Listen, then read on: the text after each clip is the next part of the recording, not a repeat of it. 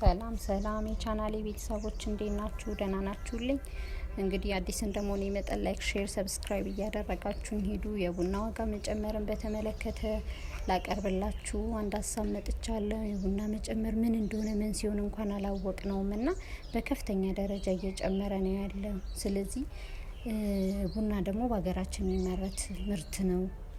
ኤክስፖርተር ነን፣ እንደ ኢትዮጵያ ደግሞ ኤክስፖርተርም ነን እና በእኛ በዚህ ደረጃ መጨመሩ ምን እንደሆነ አይታወቅም እና ፍጥነቱ ራሱ የጨማመሩ ፍጥነት ከ500 ብር ወደ 1000 ብር በጣም የሚገርም አጨማመር ነው የጨመረው። እና ምንድን ነው ትላላችሁ ጋይስ? ሁላችሁም ያላችሁን አስተያየት ኮሜንት ላይ ጻፉልኝ። እና ቡናን በተመለከተ ስናወራ ቡና በሀገራችን ደረጃ በሁሉም የኑሮ ደረጃ ላይ ያለ ሰው የሚጠቀመው ነገር ነው።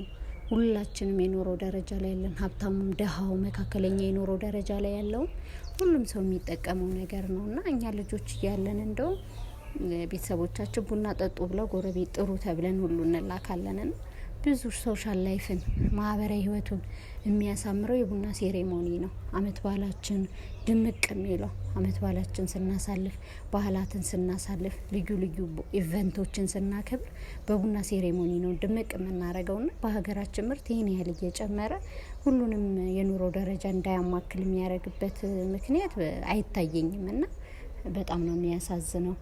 በዛ ላይ ደግሞ የገጠሩ እንኳን ማህበረሰብ ቡና ምግብ እኮ ሳይበላ ገበሬው ቡና ነው ብሎ የሚጠይቀው።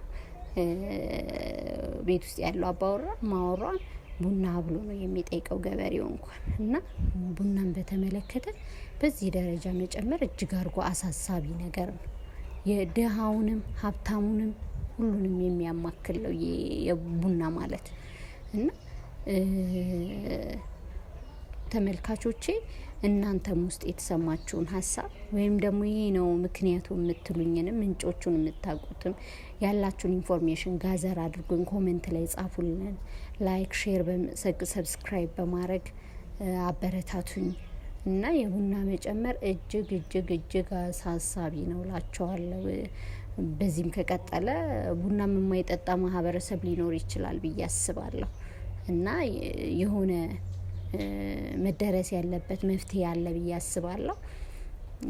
ቡናን በተመለከተ ያቀረብኩላችሁ ቪዲዮ ይሄንን ይመስላል።